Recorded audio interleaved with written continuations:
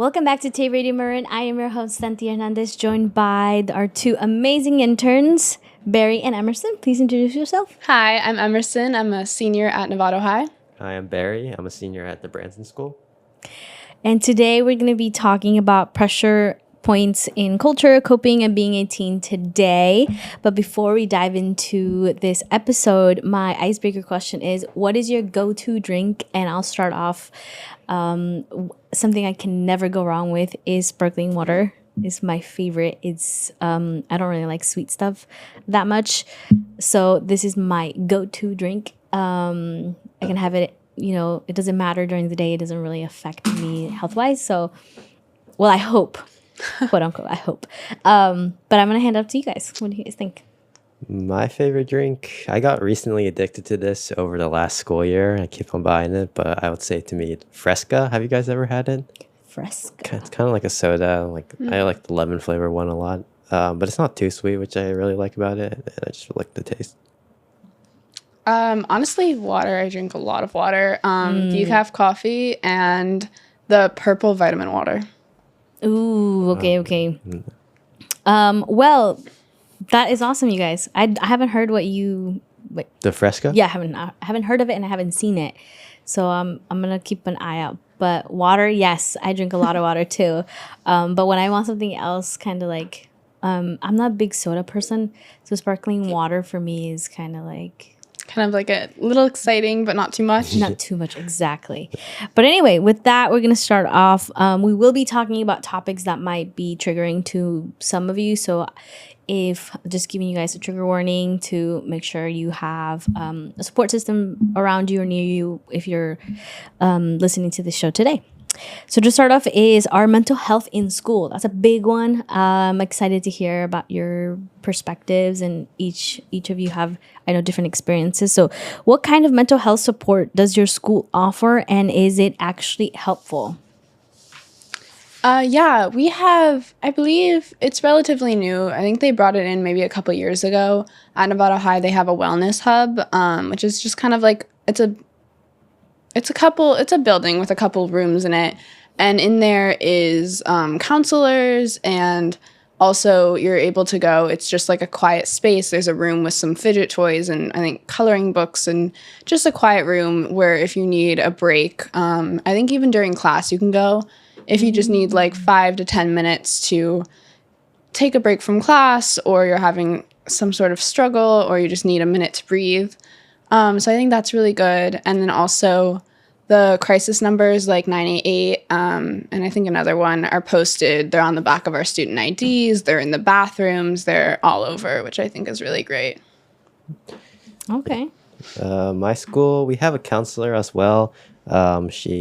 I think she works with one other person as well who can also serve as counselor. She also helps lead this group of students in my school called the Mental Health Youth Council. I was formerly part of that. Basically, they just help plan events and create new initiatives, generally around raising awareness for mental health and reducing stigma around seeking support. We also have an online sort of resource page, or mental health resource page that students can freely access as well. And like you said, we also have the suicide and crisis lifeline numbers on the back of student IDs in the bathrooms and found around campus. And do you think those resources at your schools are helpful, are being used, or what are you guys think? I think they will be helpful, but I don't think most students, I don't think they really use them very often. Yeah, I think especially with the crisis lines being posted everywhere, I think it's really, really great. I have no idea if people use them or not, but I think it's really cool that like, if you need that, you have to put in like zero effort to find the number. It's just everywhere and probably in your head by now because you see it every day. And I think that's really great. The wellness hub, I think it's good that there's a space you can go and have like a quiet minute. And then also there's, therapists or counselors in there, which is really great. I'm not sure how much people take advantage of it. I think it's probably also taken advantage of in like in the way it's not supposed to be used by people who just want to get out of class. But I think that the risk of that is absolutely worth the reward of having a place that students can go when they're having a tough time. And I think it's cool that you can go in, even if you're just like, I'm really having a hard time in math right now and I just need to step out for 5 minutes. You can go in and someone's going to ask like, hey, do you need to talk to someone? And I think that's really great because then, and if not, you can say no and just sit in there for a few minutes. And I think that's really important because it's like makes it a little more accessible if you do need to talk to someone. Because maybe you didn't even realize you need to, or maybe you don't want to go actively seek out like someone to talk to. And are those resources, how would I phrase this? Do you guys know if the youth had a say in providing those spaces, or were those spaces created and provided by more of the adults in your schools? I don't know. I'm really not sure. I think there is a team of students who are involved somehow, but I don't know to what extent. For us, it's like what I was saying earlier, the Mental Health Youth Council is just a group of students. And I think it used to be more like teacher-led, but since the creation of that group, I think it's definitely shifted to be almost entirely, or at least mostly student-led initiatives. Definitely like the sort of advisor for the groups definitely brings in new initiatives from time to time. But I'd say most of the coordination is done by the students in bringing about these things. And in your opinion, do you think it's important that the youth have a say in these mental health spaces? I absolutely do. I think that it's important to have a voice from the people who you're trying to help or reach. And then I also think it kind of helps combat stigma and also make people more comfortable if they do need to reach out for help or they want resources. It might seem a lot scarier to go somewhere and like ask for help when it's all just adults at your school. But if your friend is working with the committee, it might seem a lot more approachable. I see. I agree with that. And just to add, I think youth probably know like youth's perspectives best as well. And like they definitely probably are more familiar with the sort of challenges that other youth face in this day and age at present, probably much better than an adult. So I think they could also have a much clearer picture of what exact kind of issues that need to be addressed in terms of students' mental health compared to maybe some of the adults. I agree. I think it can create more of a safe space for a lot of youth. If you could add one thing to your school to better support mental health, what would it be? It's a tricky question. Well, I give you guys a minute, I can answer this. When I was in school, I don't remember if we really had a mental health place. Now that I work more with the youth and, I've been hearing more about the struggles that youth go to, I think it's important to have a space in school because it's where we spent a lot of time, right, in school. So if we have a space to, maybe at home doesn't feel safe. A lot of youth don't have that safe space to feel sad or to feel angry or emotional or things at home because it might, different cultures have different ways of perceiving mental health. And knowing that now, for me, I'm really happy to hear that you guys have that space, whether people take advantage of it in a good way or not. That space is being provided, and I think that's so important. And again, just based on hearing what the youth have been saying, through the podcast and other scenarios that we've gotten a chance to have conversations with the youth. Who wants to go first? I can go. Yeah. I think it would be really beneficial to have at least maybe once a year or twice a year, every student meet with one of the therapist counselors. Like we do that with our academic counselors, and then it seems a lot less scary when you need something from them to go because you know them. And I think it would be beneficial to have at least one meeting with each student at the beginning of the year, because then it seems more approachable. You know the person, what would happen if you were to reach out. And also, maybe a student starts talking about something that they really needed to get off their chest, and they weren't going to come and reach out for that support. I think I'd also definitely agree with the idea of creating just a specifically dedicated space for mental health support. Because I think currently, probably the way it's going out right now, it's like probably it would be, if you want to meet with a counselor, it would be in our counselor's office. And just thinking about like going to a counselor's office, just like for a student, could feel a little like almost even a little intimidating, I think, for them. So instead, perhaps like dedicating like a specific space where students could feel perhaps more relaxed about going to, so they wouldn't face the same stress about having to go and seek support in the first place, I think. Yeah, I 100% agree with you on that, both of your ideas, that it can seem less scarier once you meet a counselor or someone who's more expert with mental health. I definitely agree with that, because one thing I found now that I'm 23 and I've gone through many different challenges, we are not really taught at school about our emotions very well. At least when I was in school, I don't know about now. It was always about the academic side, going to college, trying to get into a good 4-year.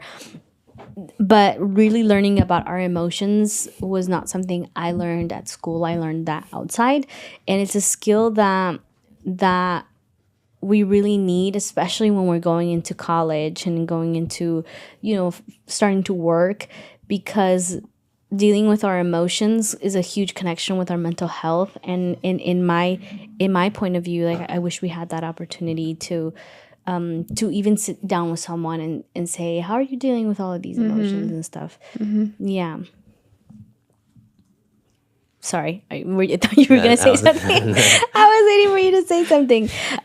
Well, with that, a lot of mental health problems can lead to different things, like some people, coping mechanisms, right, with mental health. A lot of it, especially here in Marin, is through substance abuse. Yes. Right. Yeah. So I wanted to ask you guys, how does peer pressure around drugs or alcohol show up in subtle ways at school or with friends? And people then use it as kind of like a mechanism to on the mental health.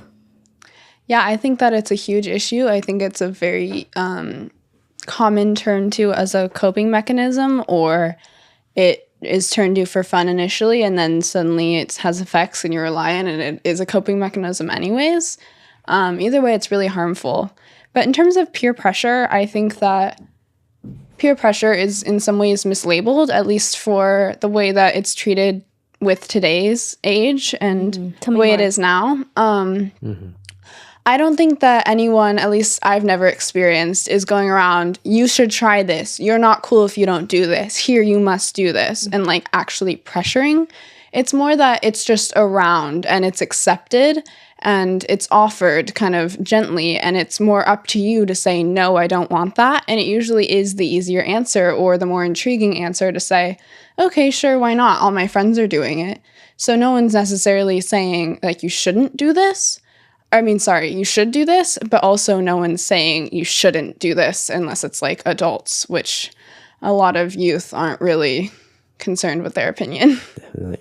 I also definitely agree with that. I don't think there's any particular, say, like you said, like direct pressure from their peers to like tell them to like try this or anything. But I think it has become sort of a social norm.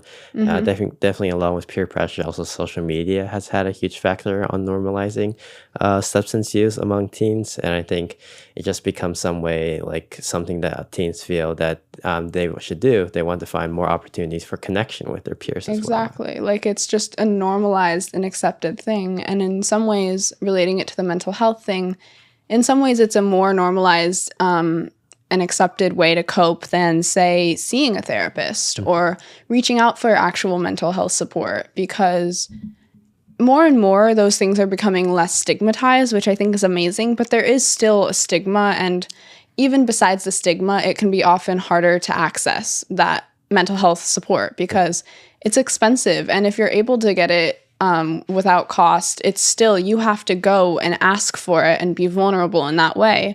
Versus if you're struggling and you're just with some friends and they offer you weed or something, you just take it, and it's a lot less of a vulnerability and also a shorter process. Yeah. I loved what you guys are touching on, and definitely I agree with the peer pressure. It looks very different. I think the movies and shows give us a different perspective of what peer pressure is. In this case, you're right; it's more normalized. It's more the cool kids are doing that, or you can see more tough, more courageous on getting involved in those activities. But you're right, no one's pointing a gun at your head saying, hey, you should be doing this. It's really more, they're kind of like pulling you in, making it seem cool. I think that would be the Or even trendy, just normal. Yeah, making it seem trendy and normal, and that can lead to someone who is emotionally going through and mentally going through something to find that way a lot easier. For me, growing up in school, I learned at a very young age that vulnerability was actually a very courageous thing to do. And a lot of people saw it the other way. Like vulnerability was seen as a sign of weakness and a sign of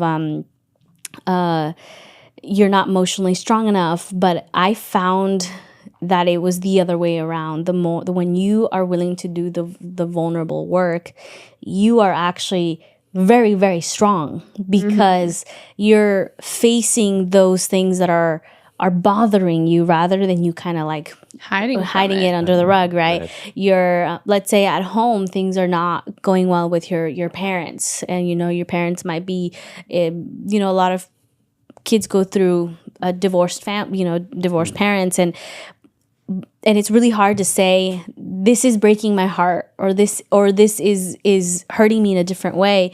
Or one thing that we haven't touched base on, but typically around your teenager, you start liking other people in a more romantic type of way, and it can be very different. I think you're discovering yourself along the way, and sometimes there are heartbreaks, there are sometimes things you don't understand, and it's a very vulnerable thing to say, I'm hurt because of this. Yeah. Right. So for again, the stigma of the films or entertainment make vulnerability so weak, a sign of weakness, but in reality it's a sign of strength. Do you think substance use is, well, we kind of already answered this question. I have something to add about the vulnerability when you were talking about it. I think in a way substance abuse also makes vulnerability more acceptable in some ways.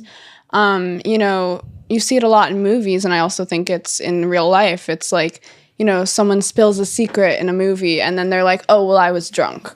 Or something like that. It's almost like more accepted to say how you're really feeling when you're under the influence of something. And in some ways that could also be desirable. Yeah.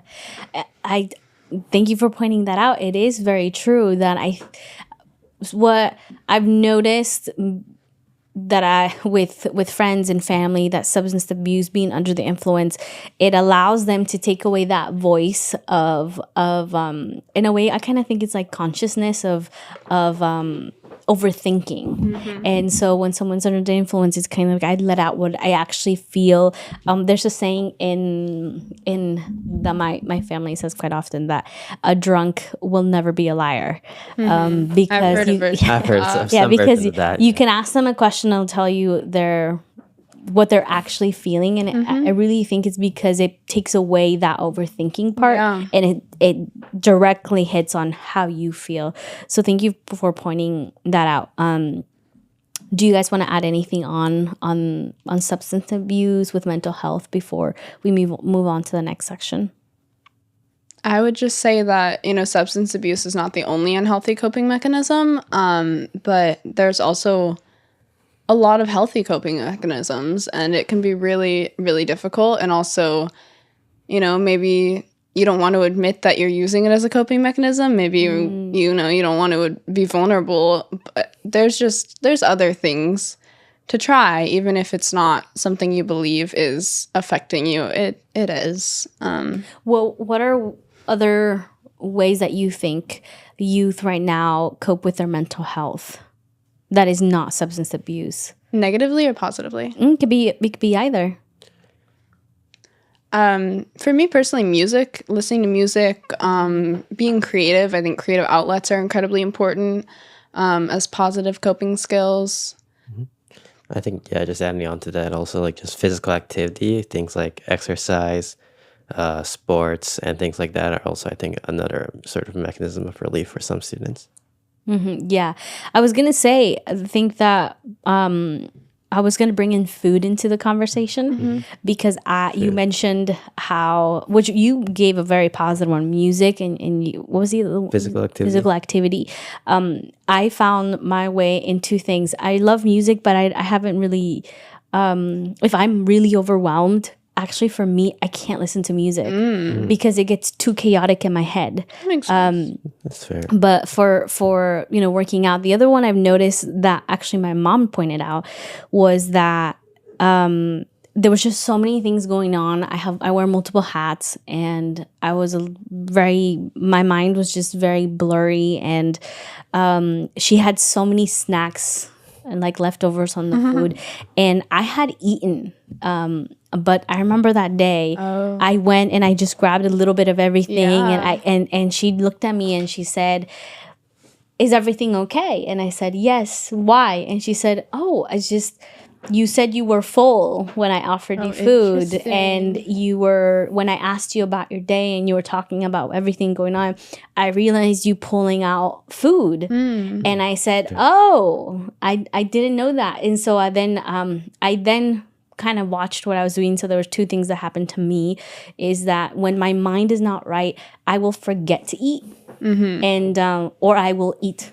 Yeah. Like whatever's in front of me. Stress eating, Yeah. depressed eating. It's very real. So that is a coping mechanism, I would say, in a way. A lot of I don't have it extreme where I eat whatever. I actually forget to eat. Like when I'm going through I don't want to eat. And that's a way for me to cope. I guess in a way it's kind of like I prefer rather not eat and stuff. So I think for many others find different ways to cope without them knowing, like you mentioned. Absolutely. I think that's a really good point. Like subconscious coping. Some is sleep. That's another big one. Sleep.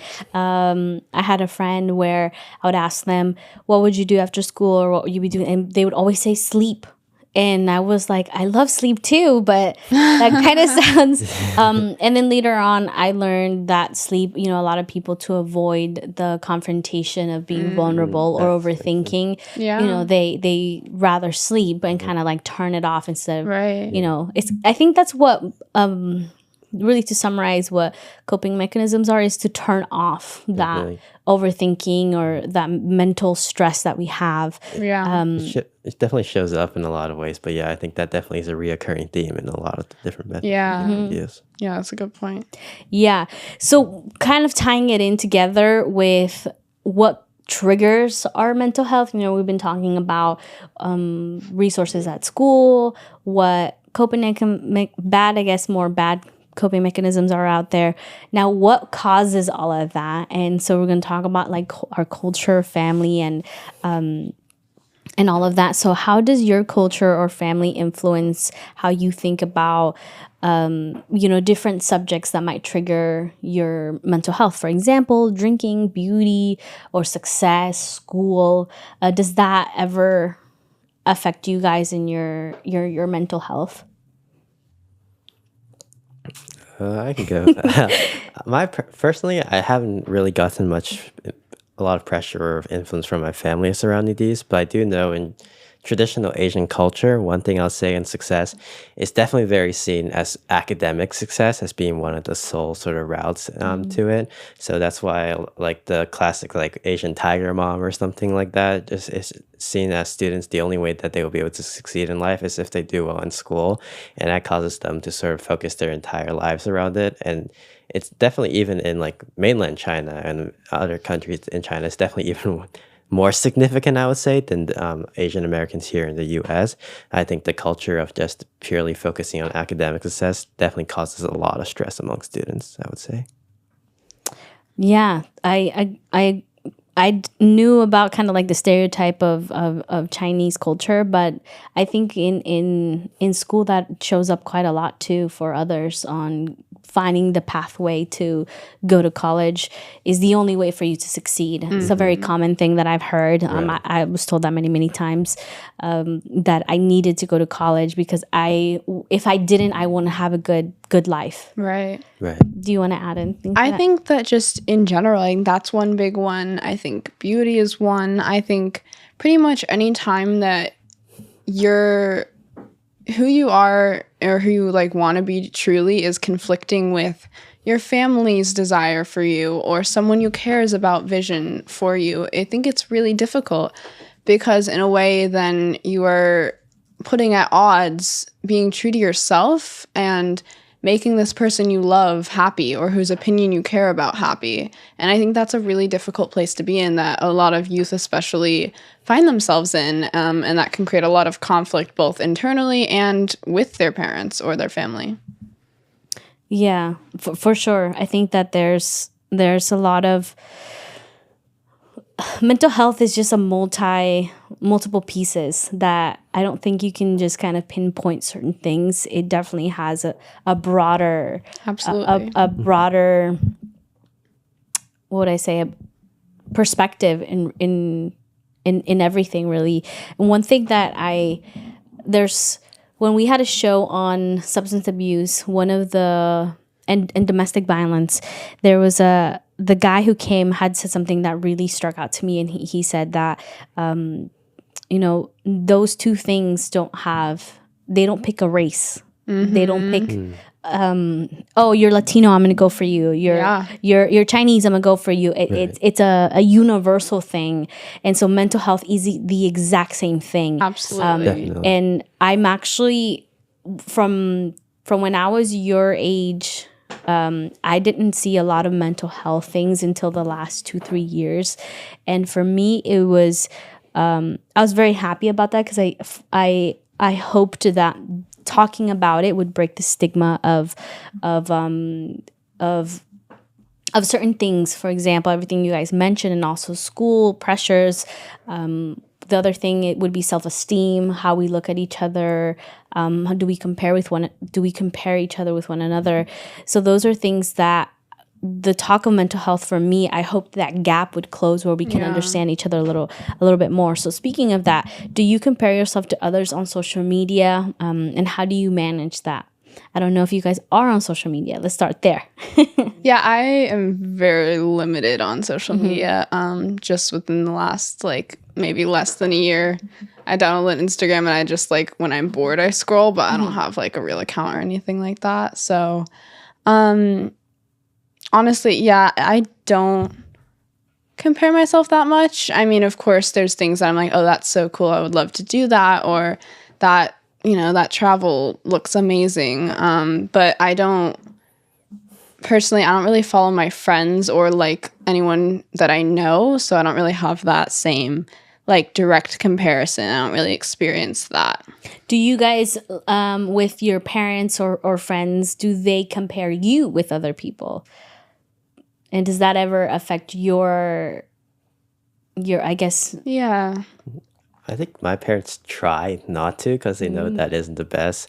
But then again, one of the things about Asian culture that I think is kind of just hard to ignore is the fact that just comparing kids is a very common thing. It's very different here in the culture in the US, but in China, for example, you can see exactly where every single student is ranked in their school, academically wise. So it's a very common thing for them to compare their students together. You'll know, if you're ranked last in your class, everybody will know in the school will know that you're ranked last in your class.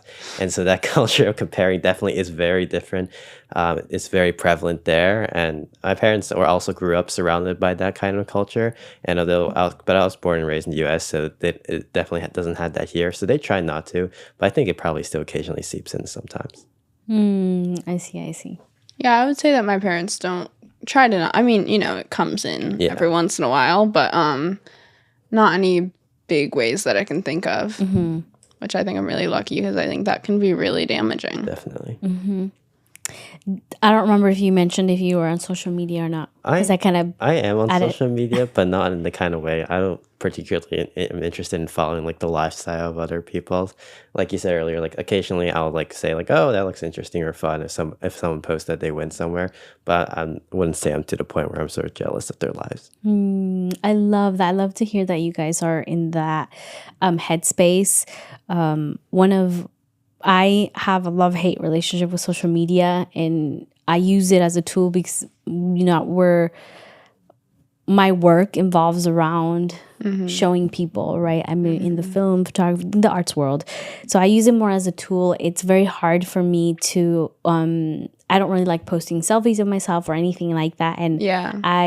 I try my hardest to show my art and not much of my lifestyle in a way, because at the end of the day, the message to everyone who does go through challenges with social media is those are the best parts of people's lives. Oh, that's very interesting. Oh, I really like that perspective. Yeah. Like it's so much more normalized to like post yourself, and like your image is not the best or most important part about you or your life. I really like that. Yeah, so there's just a whole other that's why I say I have a love-hate relationship with it. We're an organization, social media, we use it a lot to to get out there and et cetera, et cetera. So, but hearing you guys, it fills my heart with so much happiness that you guys are cautious and understand a little bit more about that, because I know social media is a lot different now than when it started. And another thing that I wanted to add is one thing for me. I've learned that school now, that we have different expressions, so on how we dress and on how we express ourselves. And I've noticed that well, I'll start it off with this. I had a friend who we were in middle school, and he was gay. And he wasn't necessarily very open about it, and he had a unique way of styling himself. And for me, I come from a very conservative household, and I always stay away because I don't want to offend anyone, and I want to be respectful to both ends, my side and the person's. But I remember in school that because he dressed very differently, and he had more of a feminine side, a lot of the students would make fun of him and would tell him like, that isn't really appropriate for you because you're a guy. And I remember going up, he had an emotional breakdown and was crying, and he said, but this is who I am. And again, keeping in mind that I come from a very, very conservative background. Right. And I looked at him and I said, okay, who cares? That was like, I don't judge you, but you need to be okay with you. Yeah. Because everybody else is having we're not with you all the time. We don't understand you. So for me, that was a crucial moment to understand about our sense of style. Like I mentioned to you guys as well, that I'm not very girlish. Just isn't who I am. But sometimes people will question, why don't you dress more like this and stuff. And so for me, I think that I'm very strong and confident in what I like and what I don't like. But I know for those who are go based more on what people think, might have a harder time. And I notice that does affect the mental health side of things. I don't know if you guys have anything to add on that. Yeah, for me, I feel very lucky. Being at Novato High, we have Marin School of the Arts, which I'm part of.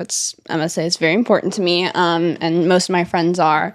And I think that, in a way, this is a stereotype, but I think that it's true, where artsy, creative people tend to be a little more open and dress a little bit differently and have more interesting, unique style and those types of things. And I think because we're an arts school and it's so pervasive that, like, I have never seen any type of bullying or anything happen with outfits, and people wear very non-traditional, I guess you could say, things. And I've never seen that happen. And I find that I feel so lucky about that, because I don't have that unique of style, but like I love clothes. I love unique style. I love seeing people's really cool, unique outfits. And I'm friends with a lot of people who have very unique style that, like, you know, maybe bullied if they were in a traditional high school movie or something. And I've never heard of or witnessed any of that. And I think that's incredible. For me, I don't think appearance has been like a huge concern for me in high school. Like maybe there was occasional times where I would just for fun to get clowned for wearing a shirt, but it was just because it was the dumb shirt in the first place. Like I openly admit it as well. It was just a poor fashion choice on my end. But I don't think it's haven't done it. There hasn't been anything huge. Like I haven't had to really change who I think I am, and I think part of it's just also just maturing as going on and growing to have different tastes, etc. So it hasn't been really an issue in my life, at least. That's awesome. What about with your peers and your friends? I'm not sure if this is maybe just just one thing that has been growing in our school is just trying to I suppose it's working out, has at least among the boys in my class, has become a huge thing, like just comparing themselves to each other in that sense. But I think that's the only thing from an appearance standpoint that people are actively thinking about themselves. And I don't think it's a harmful thing. Like I don't think people are necessarily pressured into thinking that just because they're unhealthy they don't want to. It's more just a competitive thing about who can so to speak the most fit or whatever. Yeah, I've heard about that as well. And yeah, I think that I think it's better than it has been in the past, but I think we're a long way from a society where the way our bodies look is not compared or considered. Yeah, well, do you guys have anything else you guys want to add more around mental health, things that you guys see at school that can trigger mental health? And I think I kind of said that wrong because I don't think something necessarily happens and it triggers mental health right away. Mental health can one of the stigmas that many people have around mental health is you have to have a diagnosis for something's wrong with you. But in reality, it could be many things that are adding up that can really make your mind Absolutely. at ease. Micro stuff. Yeah, or it can be something that traumatic that happened to you that can. Yeah. No, I think that's really important. I would say, it doesn't matter. If you think that what you're experiencing is not worth seeking help, it is. I don't care if you tripped on a rock and it hurt your feelings a little. If you need to talk to someone, go talk to someone.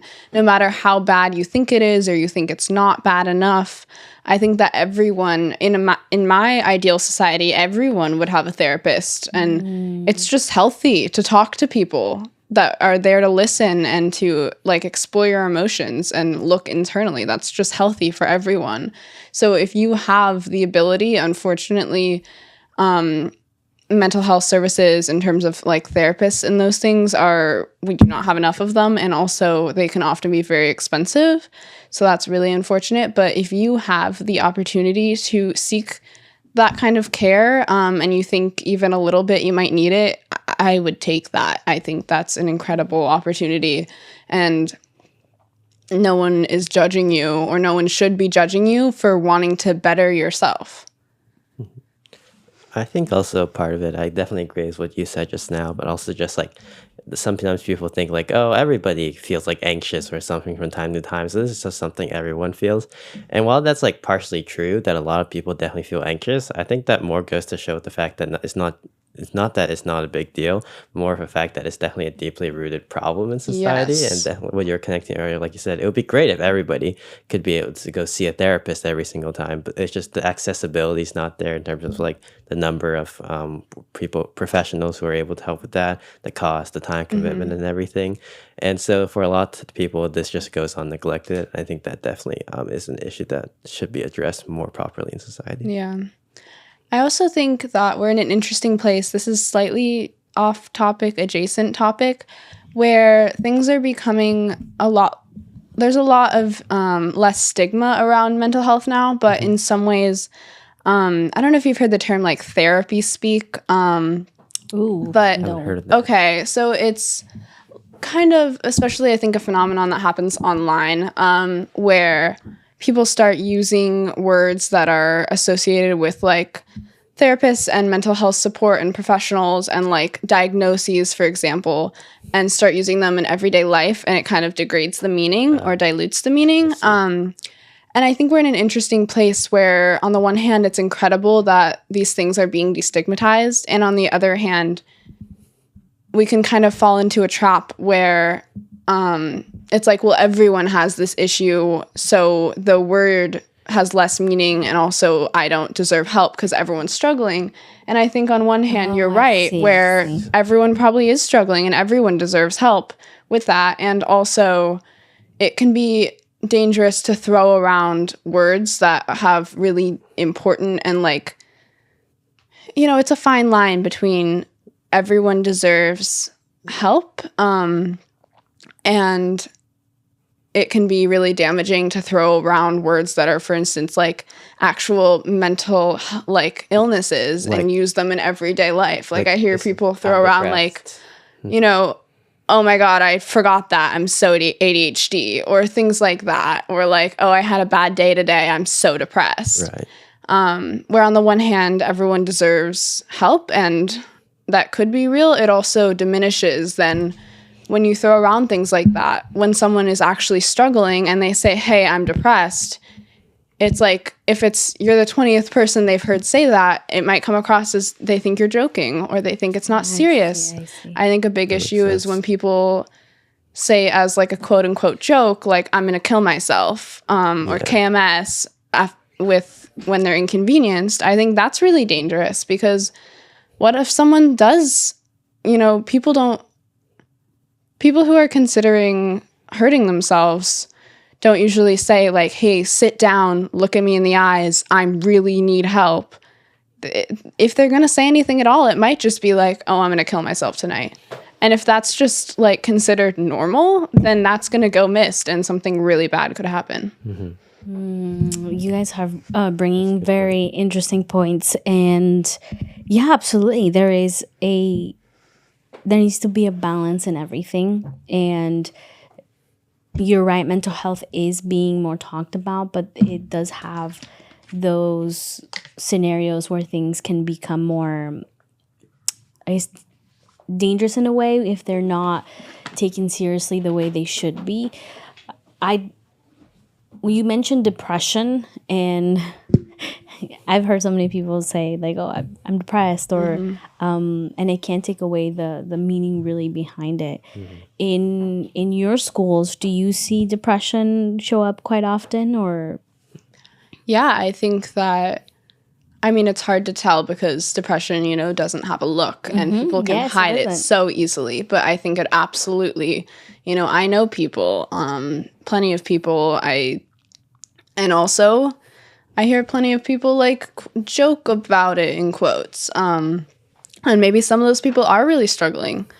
And maybe some of those people are struggling just a little bit, but I think that I don't know, that's a personal issue I have. You know, having been friends with and been close with people who have real, like, intense mental health struggles, having like words thrown around that are indicative of those things, I think it's really harmful. Because in a way, also, if someone hears something used that way who is actually struggling, they might think, oh yeah, it's not a big deal for me then. It might diminish, like, if someone is sitting somewhere thinking, oh my God, I'm really struggling, like I really need help, I think I'm depressed, which is a really hard thing to admit even to yourself. And then their friend is like, oh, I'm so depressed. Then that probably degrades or downplays or allows you to downplay like, oh, well, okay, everyone, like, it's fine. It's not a big deal. I don't actually need to reach out for help, or I shouldn't actually tell anyone. And you should. I see. Do you want to add anything? Yeah, I'd say like in my school, I think like for example, during last May Mental Health Month, we did have senior who's now graduated talk about her experience struggling with depression since entering our school. I think that was really brave of her, and it was interesting to hear because, like you said, depression is hard to tell a lot of the time because people can hide it very well, and so it's only by like sharing these stories out openly that I think it becomes more normalized to like talk about it Absolutely. like that. But at least still in the current state, I think if it is there, I think it definitely is an issue in our school, but because it's so well hidden, it's very hard to tell how many people are really struggling with it. Yeah. Have you guys been or experienced, whether it's with yourself or with your family and friends, either with mental health or depression? Well, depression is part of mental health, but Yeah, I've had lots of people close to me, people I know to varying degrees or, friends I'm varying degrees close with, but like I've seen it very up close and personal, and it affects a lot of people. And I think it affects more people than we know, and I think it affects more people than even know themselves. Like you were talking about, coping mechanisms without really consciously thinking of them as coping mechanisms. Some people just don't even realize that they're struggling, or they don't want to admit it to themselves. That's a great point. Like they're kind of like it's unconsciously affecting their daily lives, I think, but they don't consciously recognize that they are facing this problem. I think that's a great Exactly, point yeah. you brought up. what would be ways that you have used maybe or would suggest to those who are currently going through a mental health and that can help them to understand or to cope in a more healthier way in those scenarios? Yeah. I think the first thing that I would say is no issue you think you're having is too small. Reach out to someone, talk to a close friend, talk to your parents if you're comfortable, talk to the counselors at your school. I promise they're not that scary. And other than that, just like doing things that bring you joy, whether that's something creative, whether that's exercise or spending time with your friends or even watching a movie and just getting your mind off things. And also just being patient with yourself and having grace with yourself. And just knowing that, like, you are not a bad person because you're struggling. Most people are to varying degrees. Some more direct coping mechanisms, one I know of is called the diver's reflex. It's actually very interesting. It's a physiological response where if you stick your face in a bowl of ice water, it like actually slows your heart rate and calms your body down, like physically. Like if you ever feel like you are about to have a panic attack or just like you're really stressed or upset and you just need like a physical reset, stick your face in a bowl of ice water. I know it sounds weird, but it's like clinically proven. Yeah, I think usually the most effective way is therapy, but obviously with the current state of things, it's not very realistic to advise someone to go seek therapy with how unaccessible it is for most people. Yeah. So I think the other most effective way is just talking in general, whether that's to a peer, a family member, or even just at least doing whatever you can to say it out loud and just acknowledging Yeah. it is the most effective way. And there's also like you said, a lot of personal things that you could do to also help cope with these mechanisms, like we were saying earlier, music, physical activity, just Journaling. journaling definitely is another very helpful one. All of these are also healthy mechanisms you could do yourself. Yeah, I love what you guys said. For me, personally, to keep my mind healthy, because here's the thing, you don't have to have some type of mental health going on in order for you to start taking care of your mind. Yes. I highly suggest for you to do things to always keep your mind balanced, clear. You don't have to be working and be an adult to have all of this. I know that there are so many family situations, or even you trying to figure out where you want to go to school. That can also trigger a lot of things. You know, you're applying to college. It can get a lot of stress. There's so many puzzle pieces. So even if you think I don't have anything going on, I really suggest for you to figure out outlets to find how to keep your mind, kind of give you a reset. And so for me has always been exercising has been a big thing for me. I love to have some type of physical activity, running, hiking, lifting weights. It has always given me the opportunity to reset and deal with everything that I'm dealing with. The other thing is I like to pray, so praying helps me. Some meditate, that also works to really get to know, saying, hey, I'm going through certain stuff. How can I figure this out? There's different ways. Finding a circle of friends or people that you feel safe with. Maybe you don't have access to a counselor, but you can find adults or friends of yours that make you feel safe, and you can have a conversation and say, hey, I'm struggling with this. And one of the ways I like to ask when someone comes and talks to me and they're talking about all of I hear them kind of express that they're going through a hard time. I ask them a question: would you like me to just listen to you, or do you want to hear my opinion? And if that person says, I want to listen, or I want you to listen, then I know that even if I want to give an opinion and I'm like, I can solve it for you, because I think it happens. Yeah. I will do my hardest to just shut and listen and just say, okay. And sometimes the person just needs to vent, and that's a way for them to relieve everything. And, next thing you know, the person's telling you, thank you so much for everything you did. And you're like, I didn't do anything. They're like, oh, you did everything. And it was just totally. to listen. Definitely. So finding those people that you can talk to about all of what you're going through is a good way, in my opinion. If you can't or don't have the access to a therapist. I have not ever gone to a therapist. I did talk to my counselor when I got in trouble at school, and they were a good help. But there are other ways. You can find a creative outlet as well. Like you find a sport. You can find, there's no, I guess there are wrong ways to cope with mental health, but the right ways, I think they can be very unique to you. Like I said, you mentioned music, and I was like, I love music, but it doesn't always work for me. There's certain scenarios where it doesn't. So if you're someone out there who's also saying, those don't work, find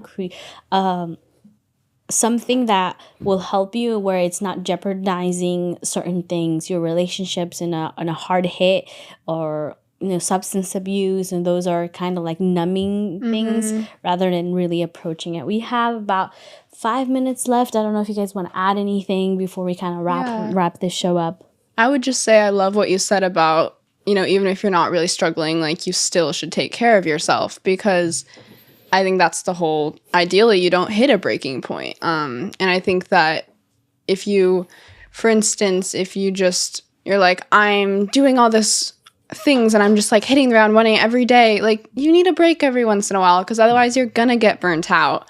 Or if I struggle with this, like when I'm feeling hard things, I just kind of bottle up my emotions. You need to talk about it. Just like let it out, even if it's not like some big deal. Just like, chat with a friend. Hey, this thing happened today. It was kind of sucky. It's gonna feel better to get it out.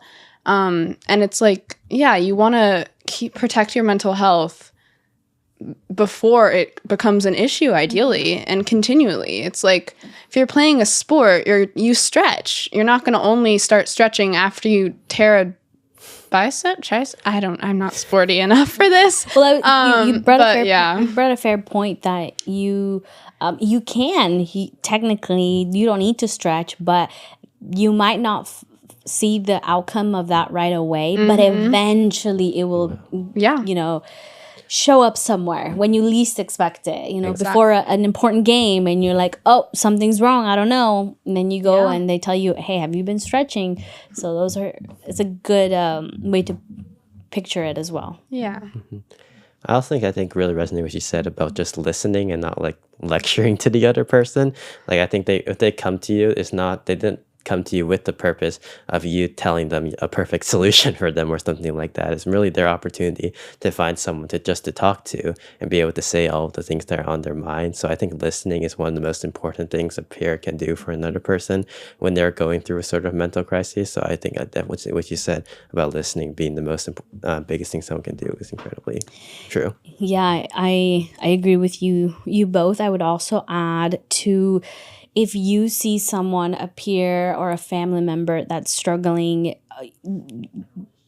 go up and ask them if they're doing okay. Sometimes someone just, all they need to hear is, "Are you okay?" And Just even wanna be noticed. yeah, Like, even that "Are feel you that. okay?" can trigger tears or Yeah. in those around you, and you might not even know it.